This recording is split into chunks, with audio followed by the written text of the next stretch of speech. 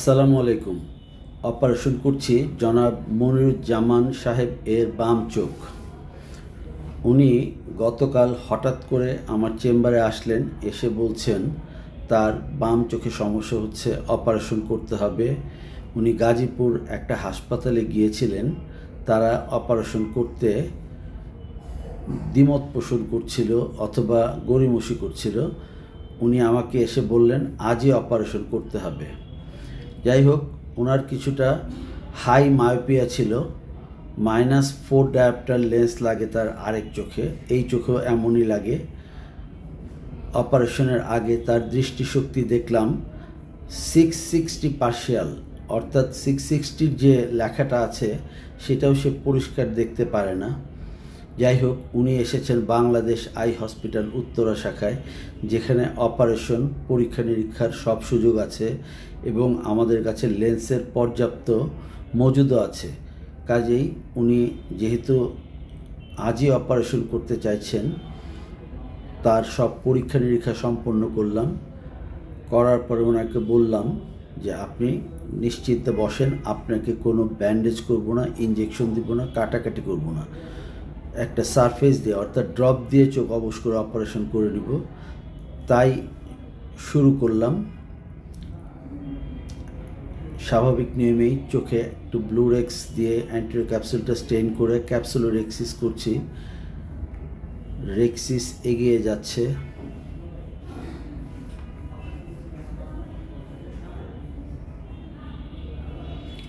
সুন্দর করে রেক্সিসটা এগিয়ে নিচ্ছি, কিন্তু বিপত্তি বেঁধে গেল এই জায়গাতে।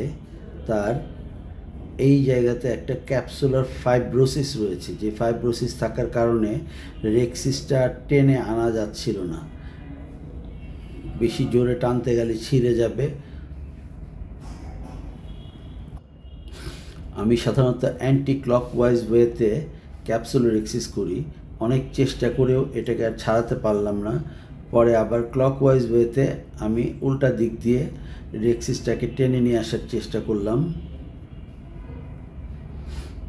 সুন্দর করে একটা রেক্সিস করেছি এবং ফাইব্রোসিসের যেই জায়গাটায় ক্যাপসুল আটকে গিয়েছিল বা ক্যাপসুলটা টানা যাচ্ছিল না, সেইটুকু পর্যন্ত রেক্সিস ফরসেপ দিয়ে বা সিস্টোটম দিয়ে আমি টেনে নিয়ে ওই অংশটা ফ্রি করার জন্য কি করব ভাবছিলাম। ইনস্ট্যান্ট সিদ্ধান্ত নিতে হবে, কারণ এখানে দেরি করার কোনো সুযোগ নাই। সুন্দর করে ক্যাপসুলটাকে ফ্রি করলাম। এখন যেহেতু একটা ফাইব্রাস ব্যান্ডের সাথে ক্যাপসুলটা লেগে আছে, এইটাকে ফ্রি করতে গেলে আমাকে অন্য কোনো ব্যবস্থা নিতে হবে। ভেবে চিন্তে ভেনাস ফরসেপকে কাজে লাগানোর চিন্তা করলাম, ভেনাস সিজারকে কাজে লাগানোর চিন্তা করলাম। ভেনাস সিজার দিয়ে সেই ট্যাগের জায়গাটা কেটে ক্যাপসুলটাকে ফ্রি করে ফেললাম।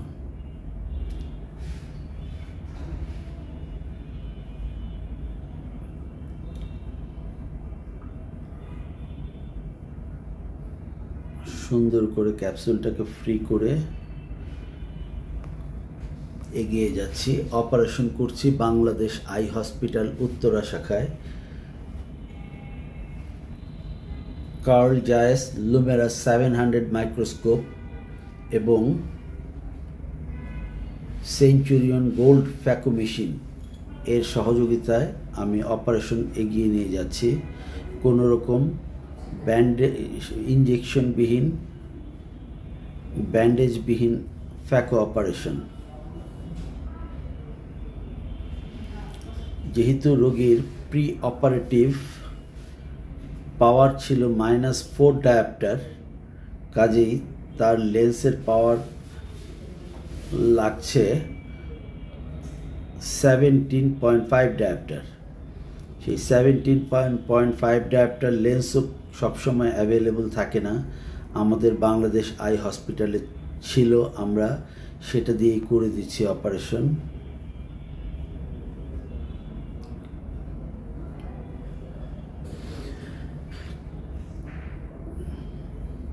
সুন্দরভাবে নিউক্লিয়াসটাকে ক্যাপসুল থেকে ফ্রি করে নিলাম। একটু হাইড্রোটা আবার করছি।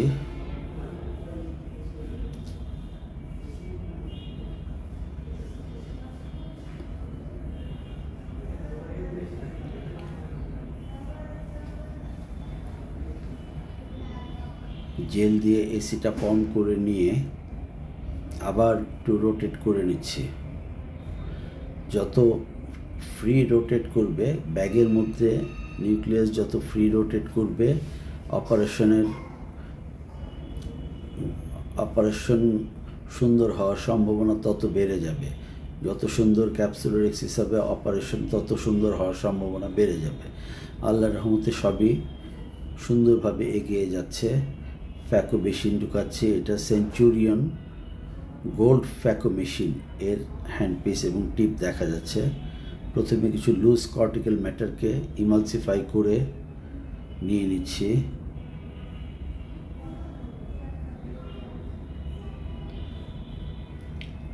ট্রেঞ্চিং করছি বা স্কাল্পটিং করছি 2 ভাগ করার জন্য।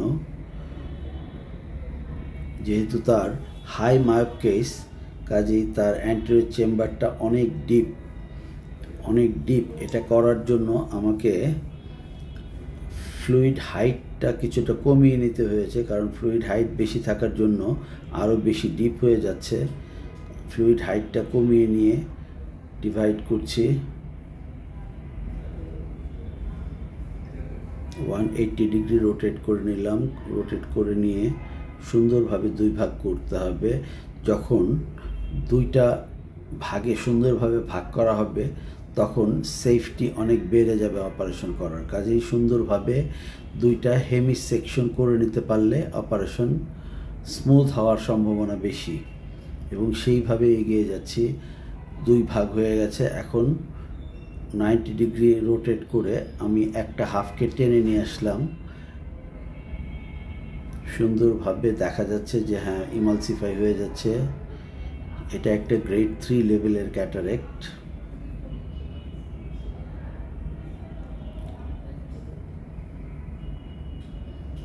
এটা একটা আনএডিটেড ভিডিও, যার জন্য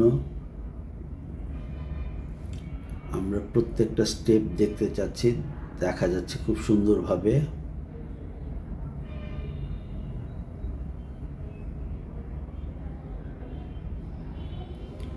অর্ধেক নিউক্লিয়াস ইমালসিফাই করা হয়ে গেছে। এখন বাকি অর্ধেক, এটাকে আবার ঘুরিয়ে নিয়ে সামনে নিয়ে আসতে হবে যেন সুন্দরভাবে গ্রিপ করা যায়, ধরা যায়।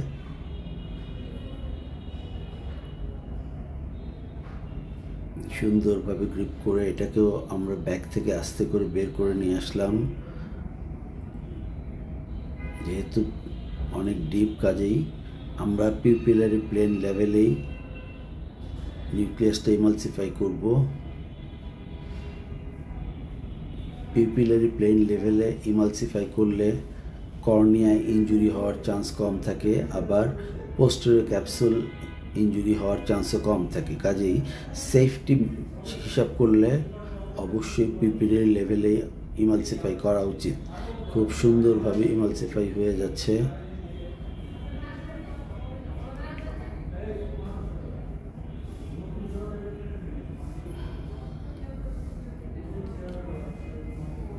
ওনাকে সারফেস দিয়ে অপারেশন করা হচ্ছে, অর্থাৎ তাকে কোনো ইনজেকশন দেয়া হয় নাই, শুধু ড্রপ দিয়ে অপারেশন করে দিচ্ছি। খুব সুন্দরভাবে দেখা যাচ্ছে তার নিউক্লিয়াসগুলি ইমালসিফাই হয়ে গেছে। একটা ছোট্ট কর্টিক্যাল ম্যাটার শেল রয়ে গেছে, এটাকে আমরা এবার ইমালসিফাই করার জন্য চেষ্টা করছি। ব্যাস, আমরা সেই ছোট্ট পিসটাও শেষ করে দিলাম। এখন কিছু লুজ কর্টিক্যাল ম্যাটার আছে, যেটাকে আমরা ইরিগেশন অ্যাসপিরেশন এর মাধ্যমে বের করে নিয়ে আসব। এখন ইরিগেশন আইএ হ্যান্ডপিস বলে, আইএ দিয়ে আমরা সেই লুজ কর্টিক্যাল ম্যাটারগুলিকে বের করে নিয়ে আসব।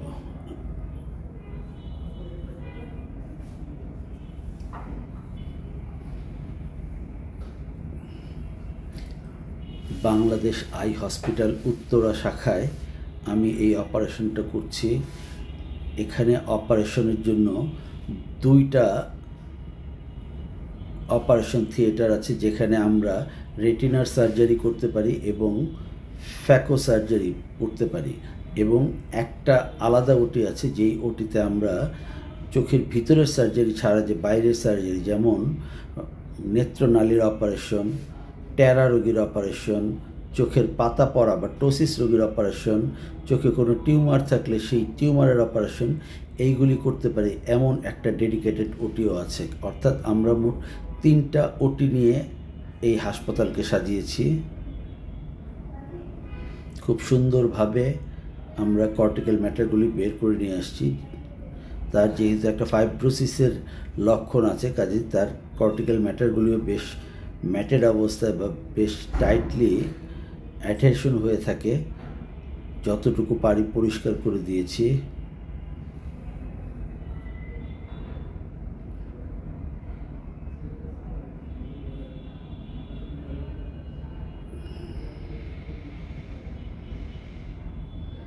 সুন্দরভাবে পরিষ্কার হয়ে গেল, একদম চকচক করছে, দেখা যাচ্ছে।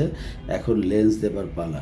কিছু কর্টিক্যাল ম্যাটার পোস্টেরিয়র ক্যাপসুলের সাথে লেগে থাকে, সেইটাকে আমি পলিশ করে দিচ্ছি যেন যত দূর সম্ভব পরিষ্কার করে দেওয়া যায়। আমার রোগীরা ভালো দেখুক, সেটাই আমার চাওয়া, যার জন্য আমি আমার সর্বোচ্চ চেষ্টা চালিয়ে যাচ্ছি। সম্পূর্ণ অপারেশনের জনাব নুরুজ্জামান খুবই সহযোগিতা করেছেন, যদিও তিনি বারবার স্কুইজ করছিলেন, চোখকে ব্লিঙ্ক করছিলেন, কিন্তু চোখ তেমন নাড়াচাড়া করেননি, যার জন্য সুন্দর অপারেশন হয়েছে। ওনার একটু ডিপ সিটেড আই, আমার কিছুটা কষ্ট হলেও আল্লাহর রহমতে তেমন কোনো সমস্যা হয় নাই। এখন লেন্স দেবার পালা। লেন্সটাকে রেডি করছি। এটা একটা ইন্ডিয়ান লেন্স, কিন্তু খুব ভালো লেন্স, অরোভিউ হাইড্রোফোবিক লেন্স, প্রিলোডেড, অত্যন্ত ভালো লেন্স, কোনো সমস্যার কিছু হয় নাই আল্লাহর রহমতে। যে ছোট্ট ফোঁটা দিয়ে এতক্ষণ ফ্যাকো করলাম, সেই ফোঁটা দিয়েই লেন্সটাকে ঢুকিয়ে দেওয়ার চেষ্টা করছি। লেন্সটাকে ঢুকিয়ে দিচ্ছি, দেখা যাক লেন্সটা কোথায় যায়। খুব সুন্দরভাবে লেন্সটা ধীরে ধীরে ব্যাগের মধ্যে বসিয়ে দিলাম। একটু জেল দিয়ে এবং একটু প্রেসার দিয়ে ব্যাগের মধ্যে সুন্দরভাবে পজিশন করে দেব, যেন এটা আর বের না হয় এবং তার যেন দৃষ্টিশক্তি ভালো থাকে। খুব সুন্দরভাবে লেন্সটাকে ব্যাগের মধ্যে দিয়ে দিলাম।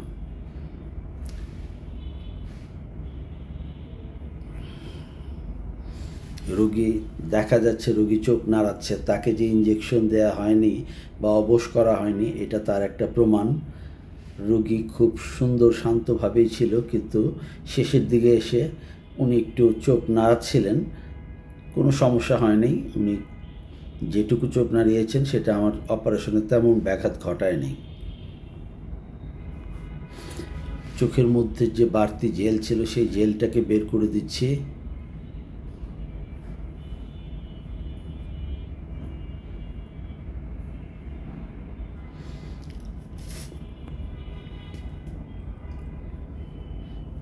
তার চোখ থেকে অতিরিক্ত জেল যা ছিল বের করে দিলাম। এবার যে ফোঁটা দিয়ে তার অপারেশন শেষ করেছি, সেটা বন্ধ করা বা সিল করার পালা।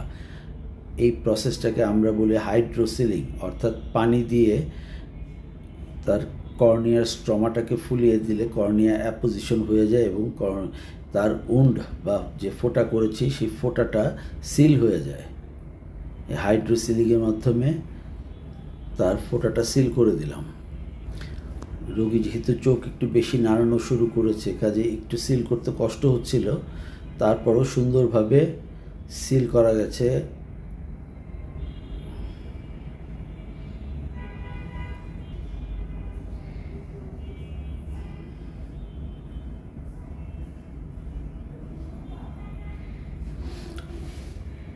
হাইড্রো করার সময় চোখের মধ্যে হালকা একটু বাতাস দেওয়া হয়েছে, তাতে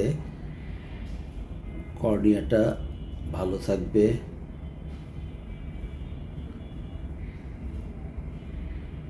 সুন্দরভাবে এসিটা সিল হয়ে যাচ্ছে।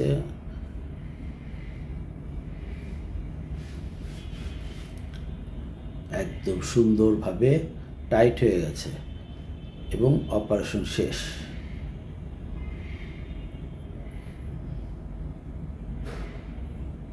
রোগী প্রচণ্ডভাবে চোখ নাড়ছিলেন শেষের দিকে।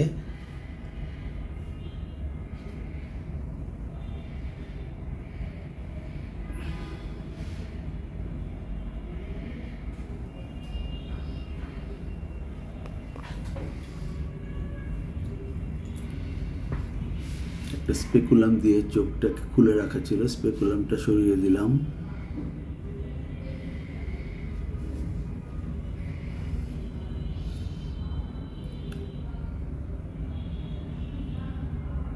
ধন্যবাদ মনোযোগ দিয়ে অপারেশন দেখার জন্য।